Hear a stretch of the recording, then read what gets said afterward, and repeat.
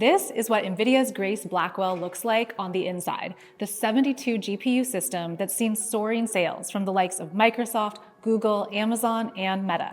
But what we're really at Nvidia for is an exclusive first look at this, Vera Rubin.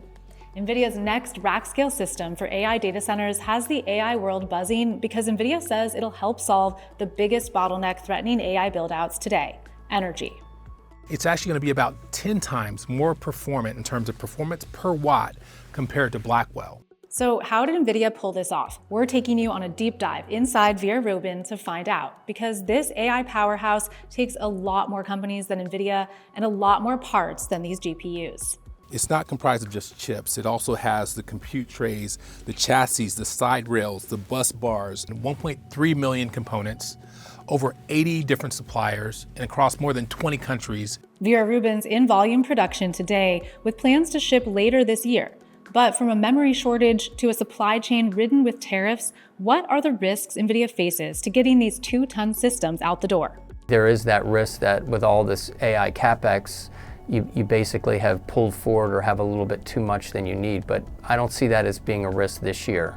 And I think that's why Nvidia is so confident that their customers are saying we need more, and if we had it, we could deploy it right now. From compute to connectivity to power, we take a look at the astounding ecosystem behind this single system and asked Nvidia how it built this complex web and whether competitors like AMD could ever catch up.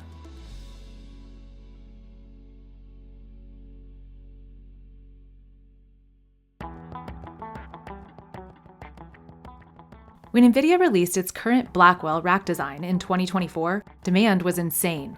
Nvidia stock is up more than 100% since before it was announced, because it completely changed the game.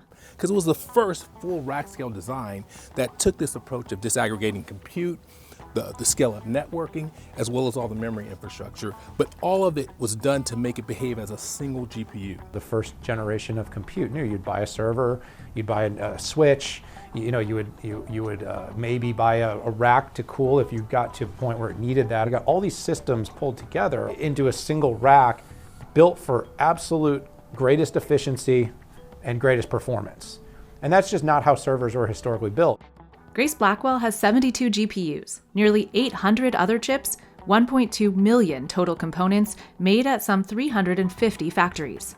TSMC is developing the silicon and the core chips.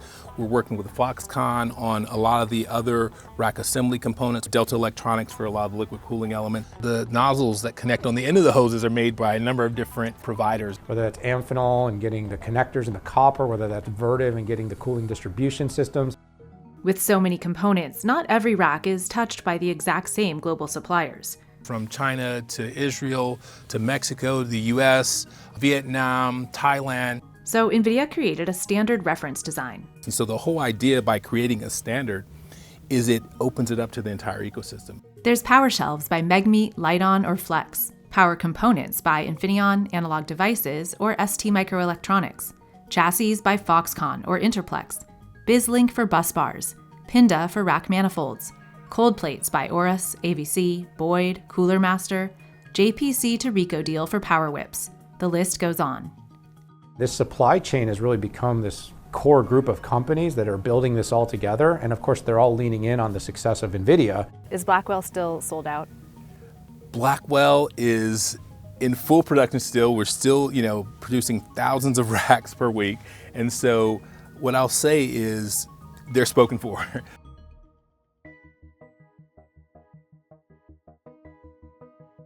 So now, Nvidia is making the next big leap to Vera Rubin, with full production announced at CES in January. This is a Rubin pod, 1,152 GPUs in 16 racks. With about 100,000 more components than Grace Blackwell, Vera Rubin uses about double the energy, but can deliver way more compute. The number of tokens it's generating is exponentially higher than last generation, and so they've become very efficient for these, these heavy workloads. To get there, Nvidia redesigned all 6 of the core chips. So this is our Vera CPU. It delivers about 2x the performance per watt compared to our previous gen Grace CPU. Then of course there's the Rubin GPU. This can actually deliver about 50 petaflops of AI performance, so about 2.5x performance. So let's take a deeper look at one rack. It has 18 compute trays, each one starring 2 Vera Rubin superchips, the computing hearts of the system. Each has 1 Vera CPU, 2 Rubin GPUs, and much more. So this particular superchip has 17,000 components.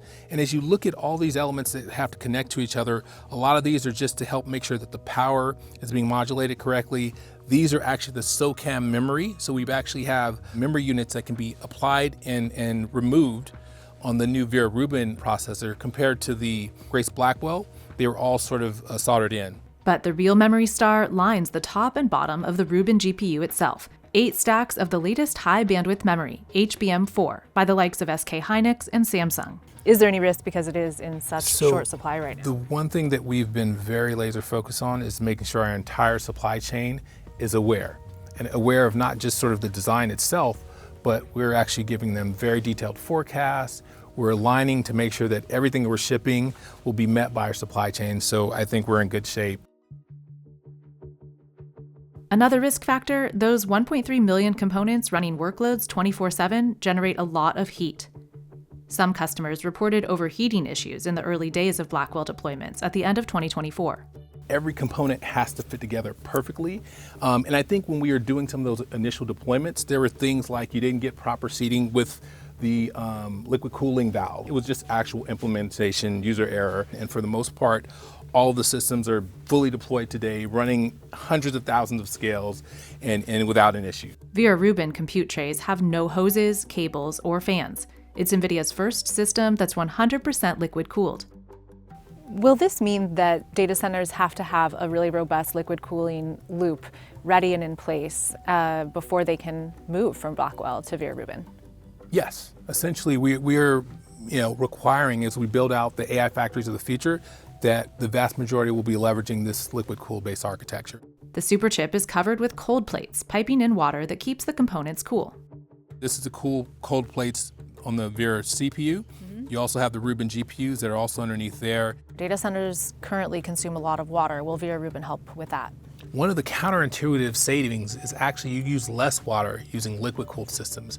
The main reason is because you don't use the evaporative cooling technologies as much, and that allows you to consume much less water through a closed loop system. A lot of the needs for cooling come because of just how much power is running through the system. It's about twice the amount of overall power, roughly about 220 kilowatts per rack. And so we had to redesign, obviously, the power delivery system. But most of all, efficiency is tied to how quickly each GPU can access the memory and processing on every other GPU simultaneously, which NVIDIA solves with its own networking product, NVLink. This is the NVLink switch chip, responsible for connecting all of these GPUs and CPUs together to have them behave as one. So this actually doubled the line rate from again, 1.8 terabytes per second to 3.6 terabytes per second. 9 NVLink switch trays sit between the compute trays, connecting all 72 GPUs together and pushing data at an incredible 260 terabytes per second. And they connect through this NVLink spine on the backside, and this is really the magic of this full rack scale system. One of these spines stands vertically, glowing through the back of each rack, connecting everything together with 5,000 copper cables, 2 miles worth. Each wire specifically placed and aligned to where it needs to go to connect to another connection point on the spine itself. Finally, there's Bluefield DPUs for storage and security, and outward-bound ConnectX-9 networking controllers, originally built by Mellanox, which NVIDIA bought for nearly $7 billion in 2020. That was one of the most incredible acquisitions as you're starting to scale AI factories from single systems to full-on data center scale workloads. The networking is incredibly important. Thousands of racks make up what CEO Jensen Huang calls an AI factory. So how do they all connect together? With entirely separate networking racks filled with NVIDIA's latest Spectrum X switches. Overall, a Vera Rubin rack weighs nearly 2 tons and has about 1,300 chips with some 220 trillion transistors. Still, it's simpler than the current Grace Blackwell system. You can now disassemble this full compute tray in seconds. Wow. So just what I just did there, to do this with Blackwell, this would actually be soldered to the board. You would need screwdrivers, you would need all sorts of equipment to take that out. And that's why when you look at this complete compute assembly, instead of 2 hours on Blackwell, can be done in 5 minutes. Just push it down there, and now it's inside, right? While Vera Rubin is less complex, it'll cost customers more up front. Nvidia doesn't share rack pricing, but analysts estimate the price will increase about 25% from Grace Blackwell. So from somewhere around 3 to 3.2 to 3.5 to 4 million a rack. The cost per token is about 10x lower for Rubin compared to Blackwell. I mean, that's what I hear on my end is matters the most, is the equation of how many tokens per watt or per power consumed can you get. And the more you can tweak that or move up the curve, the higher the return would be on the dollar you spend. Are there parts coming from China that are constrained because of tariffs? Have you seen prices of certain parts go up, for instance? So what I'll say is when you look at this supply chain this complex, it's a game of whack-a-mole. And in terms of pricing, certainly given the demand, different components have definitely been impacted. But luckily, given demand, there's also incredible value in making sure that we can secure that.